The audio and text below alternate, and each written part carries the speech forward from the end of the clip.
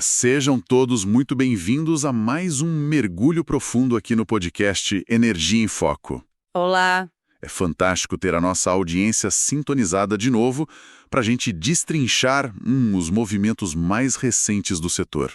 E, bom, para quem acompanha o mercado de perto, a primeira semana de fevereiro de 2026 trouxe uma verdadeira avalanche de dados. Ah, com certeza. E atualizações regulatórias bem pesadas também. Exatamente. Anúncios de infraestrutura, mudanças de regras. E a nossa missão nesta edição é ir direto ao ponto, né? Filtrar aquele ruído todo e entregar um panorama estratégico bem claro de como essas peças todas se encaixam. Tudo isso de um jeito acessível, sem daquelas siglas impossíveis de entender. Pois é, e é excelente estar aqui novamente para ajudar nessa tradução. As fontes que a gente compilou para essa análise, olha, elas apontam para um momento histórico. Sem exagero, né? Sem exagero nenhum, porque a gente não está falando apenas de ajustes marginais na regulação, ou daquele crescimento orgânico que todo mundo já espera. Certo. Estamos observando uma reestruturação profunda. O mercado está lidando, simultaneamente com projeções de investimentos que quebram recordes, mega leilões de transmissão tentando correr atrás do prejuízo logístico E bota prejuízo nisso? e uma mudança drástica na precificação do risco climático. Isso tudo coloca as usinas térmicas e as hidrelétricas no centro do palco novamente. E sabe o que mais chama atenção nisso tudo? É o senso de urgência. O Brasil está tentando a todo custo equilibrar a transição energética com a dura realidade física de manter um sistema continental operando sem interrupções. É um desafio gigantesco. Então, vamos começar pelo número que dominou as manchetes e as mesas de operação nesta semana. O Ministério de Minas e Energia consolidou um mapeamento projetando cerca de 4 trilhões de reais 4 trilhões. em investimentos nos setores de energia e mineração até o ano de 2035. É uma cifra que, bom, impressiona qualquer um. Mas a dúvida imediata que surge é a seguinte: o quanto desse valor é capital realmente comprometido? E o quanto é só, digamos assim, um otimismo político de longo prazo? Olha, essa é a distinção crítica que a gente precisa fazer. Porque quando quebramos esses 4 trilhões de reais, percebemos que o plano vai muito além de simplesmente erguer novas turbinas eólicas ou painéis solares. Não é só colocar placa no sol. De jeito nenhum. A geração renovável é uma fatia massiva, claro. Mas a verdadeira inovação estratégica desse pacote está na integração. Estamos falando de um ciclo que une infraestrutura pesada de gás natural, que segue como nosso combustível de transição inevitável, e principalmente a mineração de minerais críticos. Lítio, níquel, cobre. Lítio, níquel, cobre e terras raras. É exatamente aqui que o capital estrangeiro está prestando atenção. O Brasil está tentando deixar de ser apenas um exportador de commodities agrícolas para se tornar um nó insubstituível na cadeia global de suprimentos da transição energética. O que é uma mudança de paradigma geopolítico absurda, né? Porque sem esses minerais a transição global simplesmente para. Não tem bateria para veículo elétrico, não tem rotor para usina eólica offshore, não tem armazenamento em larga escala. Exato, pararia tudo. Mas, por outro lado, para extrair e processar esses minerais, o consumo de eletricidade é gigantesco. Ou seja, a mineração demanda energia limpa para que o produto final seja considerado verde lá no mercado europeu ou no mercado americano. E o setor elétrico demanda mineração para expandir a sua própria infraestrutura. É um ciclo de retroalimentação perfeito. Exatamente. E é um ciclo que exige uma coordenação que, historicamente, o Brasil tem dificuldade de manter. O insight principal aqui não é apenas o valor monetário. É o fato de que, se o país conseguir viabilizar 1/3 que seja desses 4 trilhões de reais, a geografia econômica interna vai mudar completamente. Com certeza. Regiões inteiras do Nordeste e de Minas Gerais estão se tornando polos industriais de alta densidade tecnológica. Mas, bom, isso nos leva ao elefante na sala. Todo esse otimismo esbarra na física básica do nosso sistema elétrico. O famoso gargalo de escoamento. E é fascinante observar como a tecnologia virou a única bússola possível no meio dessa enxurrada de capital.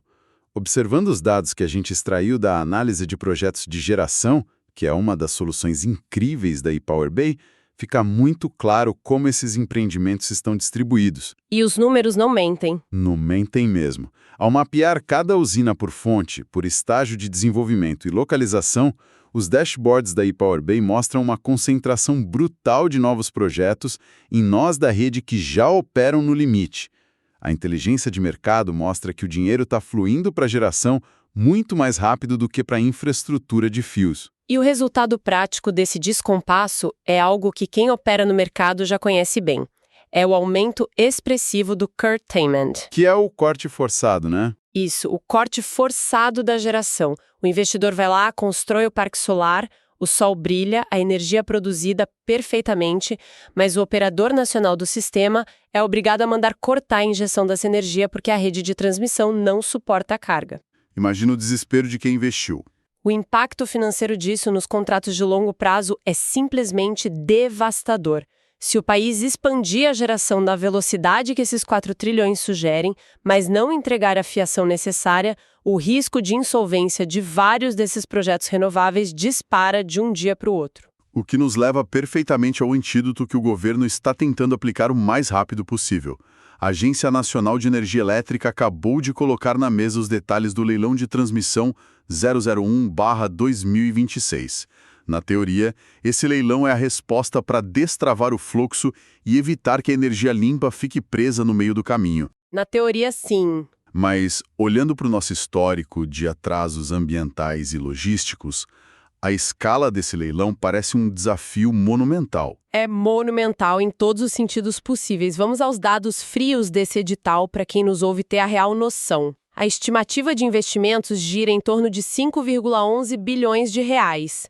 A espinha dorsal dessa obra compreende 859 quilômetros de novas linhas de transmissão. É muita linha. Muita coisa. E além disso, o sistema vai ganhar um reforço colossal de 4.548 megavoltamperes em capacidade de transformação. E tem um dado técnico crucial aqui, que muitas vezes passa batido pelas manchetes mais generalistas. O leilão prevê 1.290 megavoltamperes e reativos, especificamente em compensação síncrona. E essa parte da compensação síncrona é exatamente onde a engenharia encontra a economia real, certo? O lote 3, por exemplo, é o maior investimento individual desse certame. Estamos falando de um valor estimado em 1,38 bilhão de reais, focado inteiramente no Nordeste. A ideia não é só puxar fio, é garantir que a rede não colapse com a injeção massiva de fontes que não têm inércia física, como os painéis solares e as turbinas eólicas. Esse é o ponto central. A rede elétrica precisa de inércia, precisa de estabilidade de frequência para não cair. As velhas turbinas hidrelétricas forneciam isso naturalmente, por causa da massa girante gigantesca delas. A água batia, aquilo girava pesado e a rede ficava estável. E a energia solar não tem massa girante nenhuma. É puramente eletrônica. Nenhuma. Então, o lote 3 é basicamente a compra de equipamentos pesadíssimos, os compensadores síncronos, para simular essa estabilidade mecânica lá no Nordeste.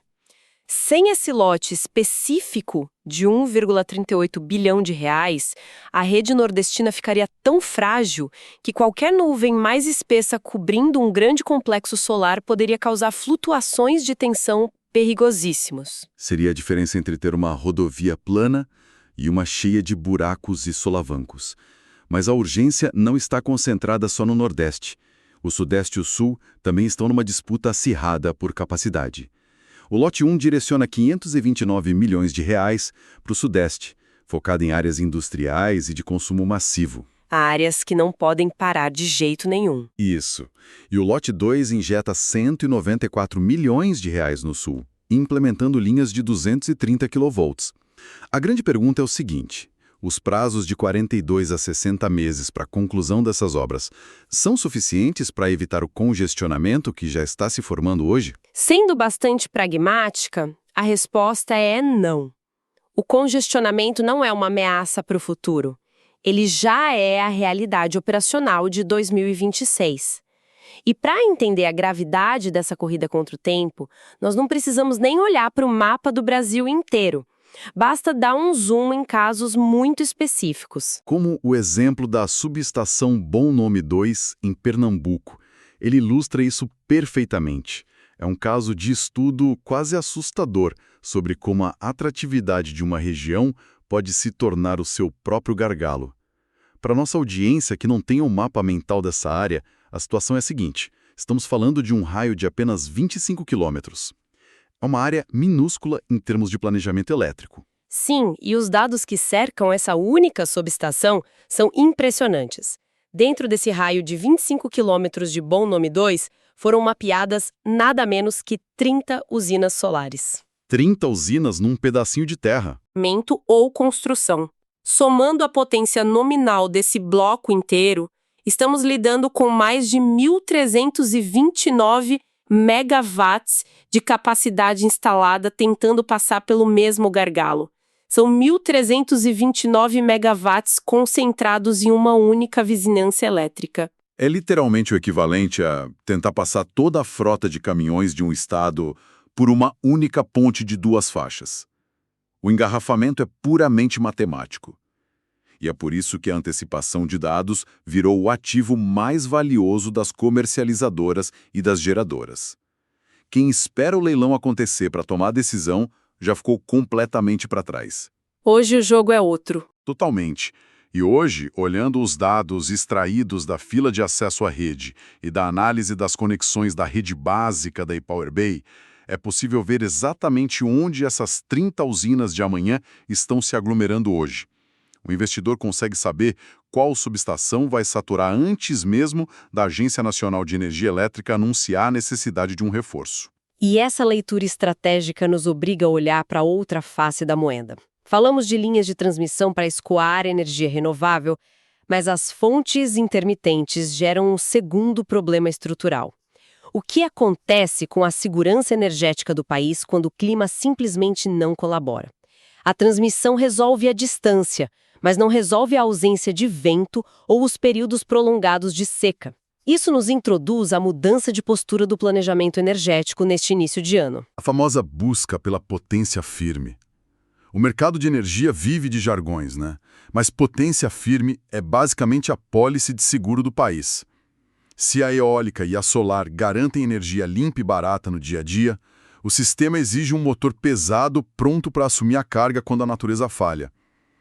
E a grande movimentação da semana atinge em cheio os leilões de reserva de capacidade, os LCAP.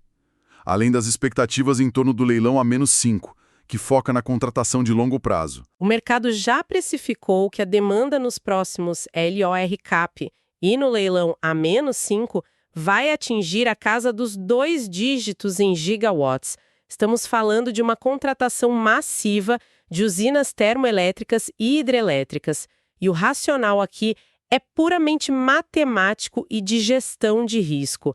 A grande ironia da transição energética é que quanto mais capacidade solar e eólica é adicionada à rede, mais usinas despacháveis, ou seja, aquelas usinas que podem ser ligadas e desligadas sob comando, são necessárias como reserva girante. E nesse cenário, o Ministério de Minas e Energia tomou uma decisão regulatória importantíssima nesta semana, definindo os novos parâmetros de garantia física para 10 usinas hidrelétricas que vão disputar esses leilões de capacidade. Considerando que a nossa audiência já domina o conceito de garantia física como limite de comercialização de uma usina, o que realmente importa discutir é o impacto dessa reprecificação. O que muda de fato no tabuleiro quando o governo ajusta esses números para essas 10 hidrelétricas específicas? Muda a previsibilidade de receita dos grandes players e, consequentemente, a estratégia de lances no leilão.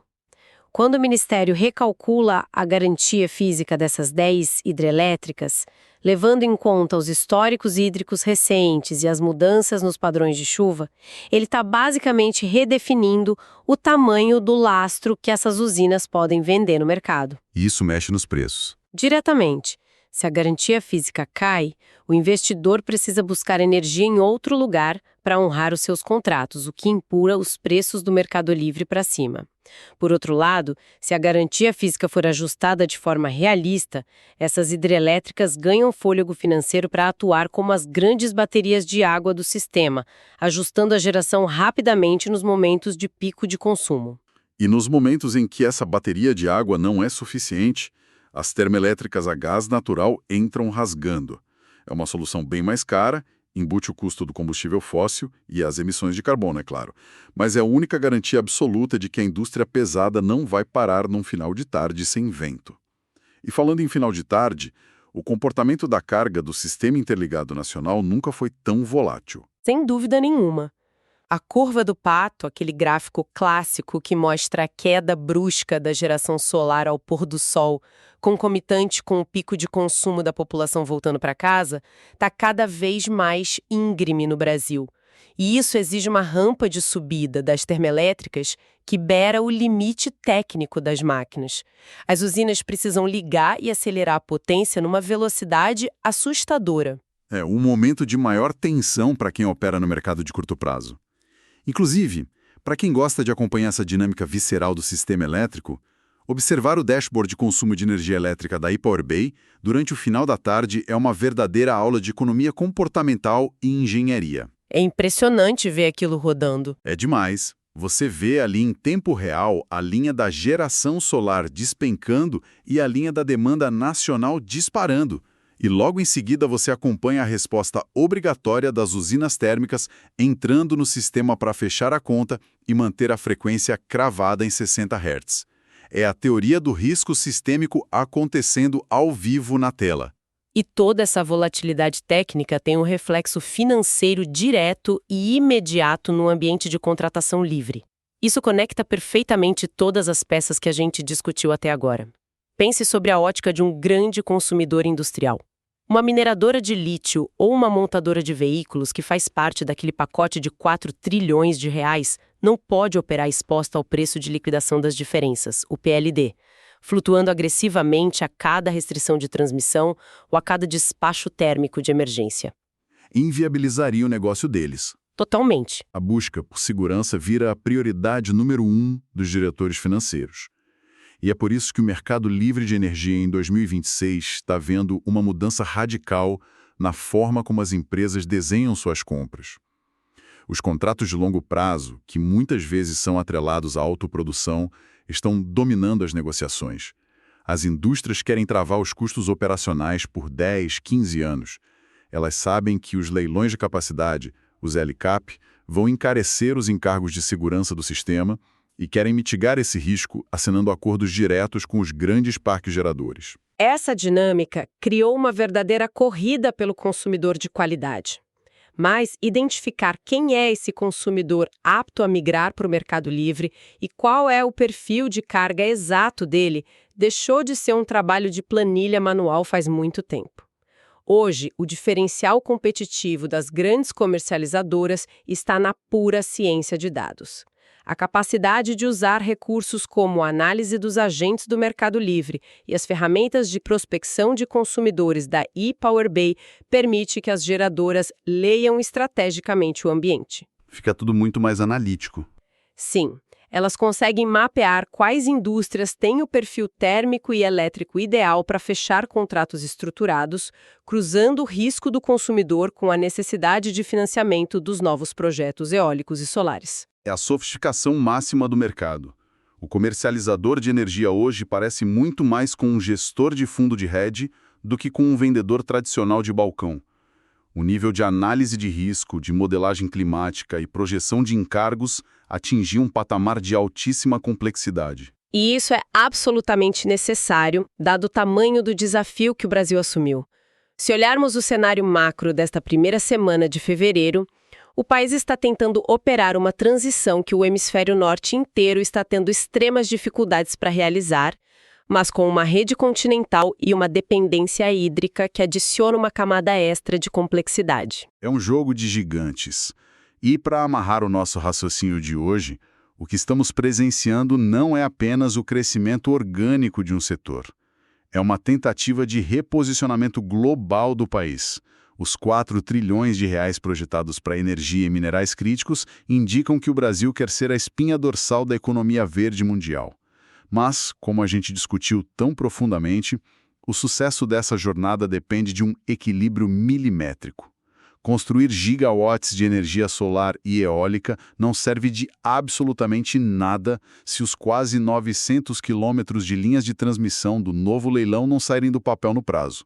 E, paradoxalmente, toda essa expansão renovável exige que o mercado organize, financie e mantenha usinas hidrelétricas e térmicas a gás de prontidão constante para evitar o colapso nos dias em que o clima falhar. É um castelo de cartas extremamente bem planejado, mas que não permite falhas de execução. E para deixar uma provocação final sobre o risco sistêmico desse quebra-cabeça para nossa audiência pensar depois daqui, nós discutimos os prazos de 42 a 60 meses para as novas linhas de transmissão, certo? Considerando a rigidez dos licenciamentos ambientais no Brasil e as disputas por faixas de servidão de terra, qual seria o impacto real de um atraso severo em um lote crítico, como o lote 3 no Nordeste? Um único gargalo ambiental não resolvido em uma linha de transmissão poderia gerar um efeito dominó absurdo, travando o escoamento, causando a inadimplência de dezenas de parques solares e inviabilizando projetos bilionários de mineração lá do outro lado do país. Em um sistema tão interdependente assim, a falha de um único elo regulatório pode comprometer fatias inteiras daquele pacote trilionário. Essa tira o sono dos grandes investidores. Uma reflexão brutal e absolutamente necessária para quem está alocando capital pesado neste momento. O dominó está armado e todas as peças estão firmemente conectadas. Foi uma discussão excepcional e profunda sobre as engrenagens que estão movendo o nosso país neste início de ano. Para não perder nenhuma edição e acompanhar de perto as análises e os bastidores do setor, basta acessar e se cadastrar agora em www.ipowerbay.com. Fica também o convite para nossa audiência seguir a iPowerBay nas redes sociais e nas principais plataformas de áudio, como Spotify, Apple Music e YouTube. A inteligência certa, na hora exata, é o que separa quem lidera o mercado de quem apenas reage a ele. Foi um prazer enorme destrinchar todos esses dados e compartilhar essa análise de alto nível hoje. Um grande abraço a todos que nos acompanharam com tanta atenção e até o nosso próximo mergulho nas notícias do setor elétrico.